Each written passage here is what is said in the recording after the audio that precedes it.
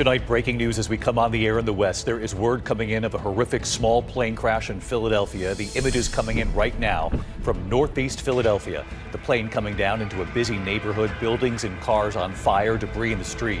Reports of multiple casualties at this hour and what we're learning right now. And it all comes amid breaking news in that horrific and deadly plane crash in Washington. Tonight, we have new images of the final seconds leading to the collision between American Airlines Flight 5342 and the Army Black Hawk. CNN obtaining video showing the helicopter flying straight into the plane. At this hour, salvage crews set to lift the Black Hawk out of the Potomac. The NTSB releasing new images of the black boxes from the passenger jet now recovered. They believe they now have to remove the wreckage to reach many of the remaining victims, as we learn more tonight about the lives lost, including the young skaters and their families, 2 young sisters who died, 1 victim dying on her 33rd birthday, and the 3 soldiers on the Black Hawk. Tonight, the FAA also issuing a major change in flight rules for those helicopters around Reagan Airport. Also breaking, President Trump signaling he will impose those 25% tariffs starting tomorrow on 2 of America's biggest trading partners, Canada and Mexico, a 10% tariff on China. What will this mean for grocery store prices, electronics, gas, and oil? President Trump saying late today there could be disruption. The powerful storm sweeping across the Northeast at this hour, heavy rain, ice, snow from Washington to Philadelphia, New York, right up into Boston.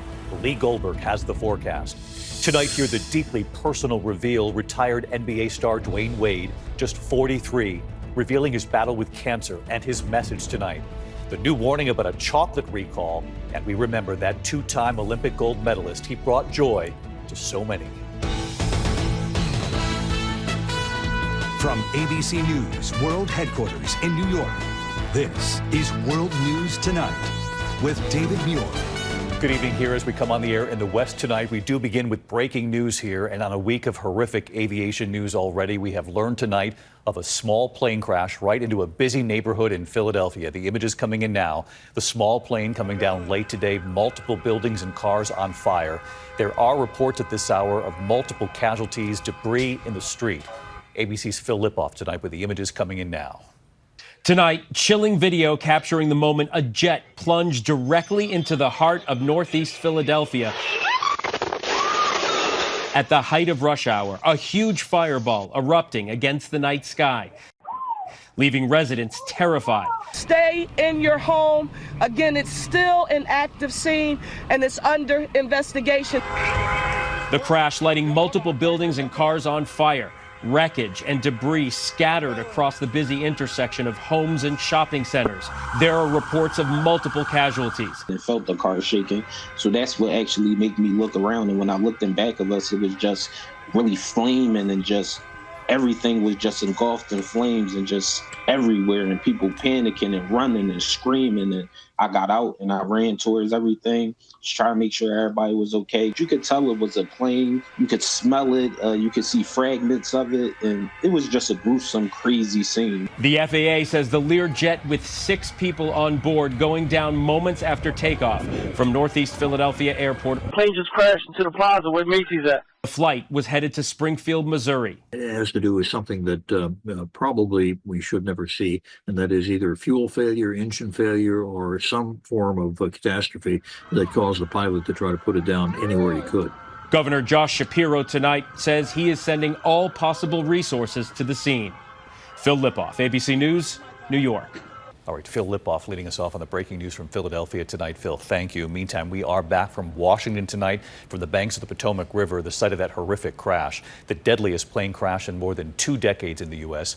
And we have more tonight on the breaking news in on that case. We want to go to the images moments ago. The NTSB has just revealed tonight that Navy salvage crews will be working to lift the Black Hawk helicopter and pieces of the passenger jet out of the water. Salvage crews out on the water right now, additional teams arriving over the next 24 hours. Authorities moments ago saying there are 2 distinct debris fields, the Black Hawk in one area, the passenger plane in another area. And even though the jet is in multiple pieces, it remains largely intact, they said, and the NTS investigator said that should help in the investigation. Also tonight here, chilling images obtained by CNN show the final seconds before the collision. The Black Hawk appearing to fly directly into American Airlines Flight 5342. Both aircraft then falling into the Potomac. ABC News learning the Black Hawk might have flown outside its approved flight plan for a time and was flying higher than its allowed altitude of 200 feet. Also, just moments ago, the NTSB revealing both of the passenger jet's black boxes have been recovered. One of them, the cockpit voice recorder, that it has some water intrusion, he said. He said that's normal and that both recorders should be salvageable. We also just learned the helicopter's 2 recording devices, they're both contained in one box, and that box has also been recovered tonight. ABC's Gio Benitez covers aviation, and he's on the scene again tonight, leading us off. Tonight, salvage teams have begun pulling the wreckage of the deadliest plane crash in nearly 24 years from the icy Potomac River, starting with the Black Hawk helicopter. Crews dealing with bad weather all day, scanning the waters with sonar, the remains of 41 of the 67 victims now recovered. Sources telling ABC News many of the remaining victims are believed to be trapped in the jet's fuselage. We have right now 2 distinct debris fields. The good news is, based upon the initial mapping, while there are some small aspects of that debris field, there are large chunks that will be easily recoverable. And chilling new images tonight showing the clearest view yet of the final seconds before the midair disaster. The video, obtained exclusively by CNN, shows that Army helicopter on the left side of the screen on a horrific collision course with that American Airlines jet shortly before 9 Wednesday night. You see that plane, its headlights shining bright, making its turn, banking on its final approach to the runway. Then, just moments later, the Black Hawk colliding with that plane, exploding in a fireball, debris plunging into the Potomac. It appeared in that moment neither aircraft took evasive action, raising questions if the American Airlines pilots even saw it coming and whether the Black Hawk saw the plane. In another major move tonight, the FAA now suspending helicopter routes over the Potomac River in the area over and around the airport for at least 30 days. An FAA document and flight radar show that the Army helicopter may have deviated outside of its approved route at least once in the seconds before the crash. And early data shows it was flying above 300 feet when it should have been under 200. The NTSB tonight revealing they have recovered the helicopter's data and voice recorder, as well as both of the plane's black boxes, including the flight data recorder and the cockpit voice recorder. They say river water got inside.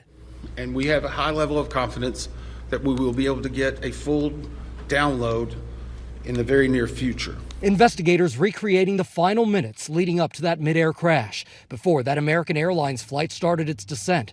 At 8:43 p.m., the jet's pilots told to land on a shorter runway. That Black Hawk helicopter now also making its way up the Potomac River.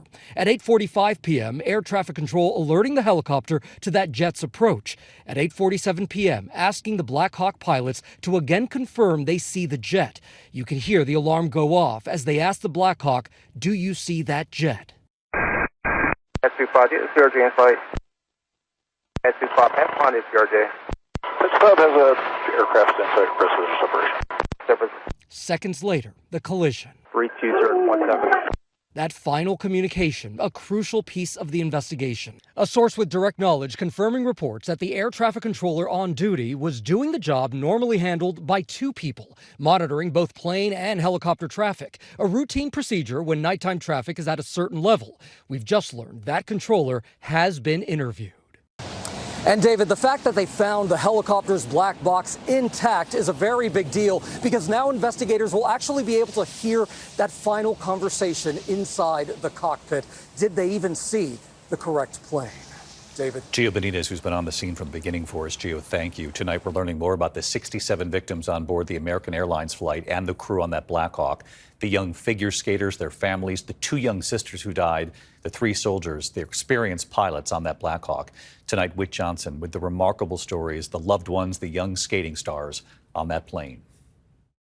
Tonight, loved ones honoring the memories of the 67 people killed in that midair collision over the Potomac. It's really fun to have a sister to skate with. 14-year-old Everly Livingston and her 11-year-old sister Lydia were bright rising stars in the world of figure skating.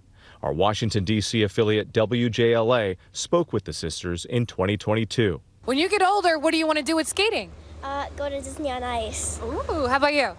I want to be in the Olympics. Both lost their lives on their way home from a national skating camp in Wichita, along with their parents, Donna and Peter. 12-year-old Brielle Beyer beat cancer when she was only 4 months old. She died with her mom, Justina. Brielle's dad telling me she was so proud to skate at that coveted camp just days before. What do you want the world to know about her and her competitive spirit? She was just such a fighter in everything she did, and she just lived life to the fullest with everything. Kia Duggins was a Harvard Law School graduate and a former Miss Kansas contestant. She was flying to D.C. to start as a law professor at Howard University in the fall. Elizabeth Keyes died on her 33rd birthday, heading home early from a business trip to celebrate with her longtime partner, David Seidman. Liz was fearless, like in both her professional life, but also her personal life, was always willing to do the right thing, was always willing to take risks, was always willing to sort of bet big on being the best version of yourself. The victims of Flight 5342 touched many lives in different ways. Are you posing?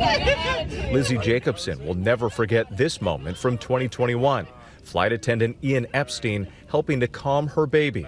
When she saw his photo in the news, she recognized him immediately. We picked her up and just kind of walked the aisles, talked to everybody, was cracking jokes. I just thought it was such an amazing experience with a flight attendant who clearly loved his job and he loved making people smile. And David, the Army has now identified 2 of the 3 soldiers who were on that Black Hawk helicopter. 28-year-old Staff Sergeant Ryan O'Hara from Georgia spent more than 10 years in the armed forces and served in Afghanistan. And 39-year-old Chief Warrant Officer and pilot Andrew Eves from Maryland had nearly 2 decades of decorated military service in both the Army and Navy. The name of the female pilot has not been released at the request of the family. And David, we're also learning that American Airlines will no longer be using that flight number 5342. David. Whit Johnson on the banks of the Potomac River there for us again tonight. Whit, we'll be watching you this weekend. Thank you. There was a lot of other news this Friday night. President Trump late today discussing the tariffs he will now impose, set to impose 25% tariffs tomorrow on Canada and Mexico, a 10% tariff on China. The question, what will this mean for grocery prices, electronics, gas and oil? President Trump saying late today there could be disruption and that Americans will understand. Rachel Scott at the White House. Tonight, President Trump set to implement sweeping tariffs on the country's largest trading partners, a move that would impact prices at the grocery store and the gas pump. There could be some temporary short-term disruption, and people will understand that. It comes even as the president has acknowledged one of the reasons that he won was his promise of lowering grocery prices. But now he is warning there could be disruption due to the tariffs. The president announcing 25% tariffs on Mexico and Canada and 10% tariffs on China, warning the 3 countries there's nothing they could do to stop him. The tariffs are going to make us very rich and very strong. The president saying the majority will go into effect tomorrow, with additional tariffs on oil and gas coming in the next 3 weeks. Experts say the average American family could pay $830 more this year because of these tariffs, with families paying more at the grocery store for fresh produce from Mexico like avocados, tomatoes, and limes, and alcohol, beer, tequila, and other liquor likely to go up in price too. The tariffs could also drive up prices on cars and car parts, and those expected tariffs on oil and gas could increase the price at the pump, some 40 to 70 cents more per gallon. And tonight, the threat of a multi-front trade war. Mexico's President Claudia Sheinbaum says they are prepared for what may come, and Canada's Prime Minister Justin Trudeau floating retaliation. We won't relent until tariffs are removed, and of course, everything is on the table. The president is keenly aware that inflation and the economy were top issues for voters this election. Today, he was asked directly what he would say to those voters who wanted him to bring down everyday costs. The president calling this a short-term disruption, saying Americans will understand, David. All right, Rachel Scott at the White House tonight. Rachel, thank you. Now to the powerful storm sweeping across the Northeast at this hour. Heavy rain, ice, and snow. The system from Washington, D.C. to Philadelphia, New York, right up to Boston. Chief Meteorologist Lee Goldberg from WABC back with us tonight. Lee? David, a rainy night here in New York. Same system that's bringing additional rain to D.C. tonight. We also had flood warnings over West Virginia. Those will expire after 2 inches of rain. There's more heavy rain from Georgia all the way to Virginia. There's also a wintry side to this tonight over upstate New York and northern New England. That mix line could get to Boston before it ends after midnight. By tomorrow morning, that storm is offshore. Maybe just some snow left over for down east Maine. Gusty winds will follow. Out west, it's an atmospheric river event. It's flooding rain and mountain snows from Northern California into the Pacific Northwest. There are flood watches stretches out from San Francisco to Redding. Maybe a half foot of rain, 1 to 3 feet of snow in the Sierras and the northern Rockies. Some of that moisture could get to Southern California by Tuesday or Wednesday. David? All right, Lee Goldberg back with us tonight. Lee, thank you for this week. Tonight, the deeply personal reveal here from retired NBA star Dwyane Wade, who is just 43 years old, revealing his battle with cancer and his message tonight. Here's ABC's Matt Gutman. Tonight, retired NBA star Dwyane Wade revealing that surprise cancer diagnosis. What I had on my kidney was a cyst, a tumor. The Hall of Famer sharing on his podcast that doctors removed nearly half of his right kidney in 2023 after discovering a tumor. I had a personal decision to make, and what it was if this is cancerous, if this tumor, this cyst is cancerous on your kidney, you're 41 years old. You probably need surgery because it's something that needs to be removed so it doesn't spread. Tests showing stage 1 kidney cancer. Black men are among the most diagnosed in the U.S. The father of 5, who's married to actress Gabrielle Union, saying he went to the doctor after having stomach issues, cramps, and trouble going to the bathroom. Now, 43 years old, he says he was inspired to get checked by his father, who battled prostate cancer. Thank God that I did do the surgery because the tumor was cancerous. And Wade made no mention of his future cancer prognosis. He did say he spoke out because he wanted to encourage men to prioritize their health, to go to the doctor to get checked. David. Well, he is young and he is loved, and we wish him well in this battle. Very brave to come forward, Matt. Thank you. When we come back here this evening, the chocolate recall and why authorities are so concerned about this. Also, remembering a famous singer and actress, Mick Jagger and Keith Richards, both remembering her tonight. And we also remember a 2-time Olympic gold medalist who made history. You'll remember the joy he brought to so many.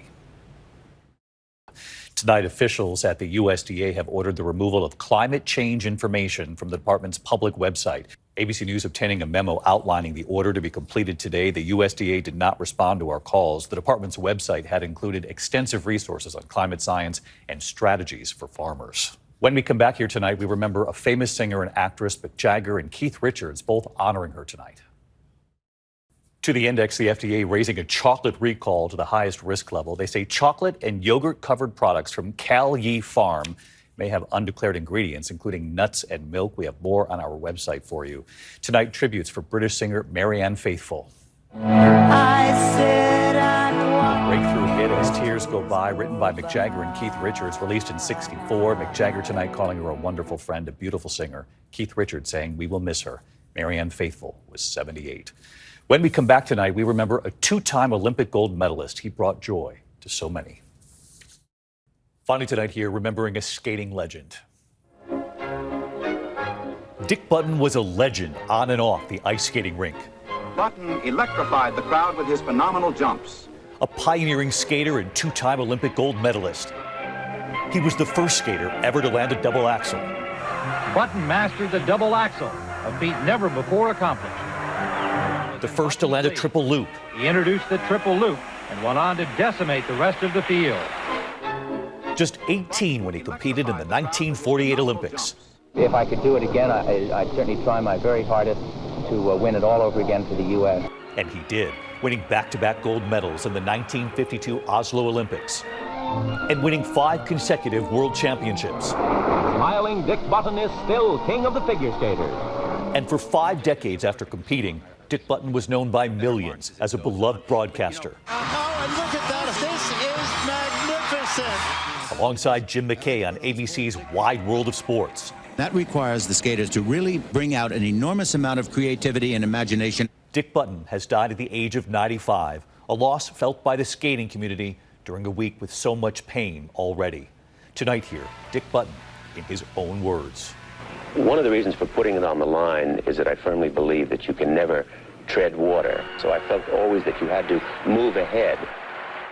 Incredible pictures celebrating Dick Button tonight. I know it's been a heavy week here, and I thank you for being here. I'll see you on Monday night. Good night. Thank you for making World News Tonight with David Muir, America's most watched newscast.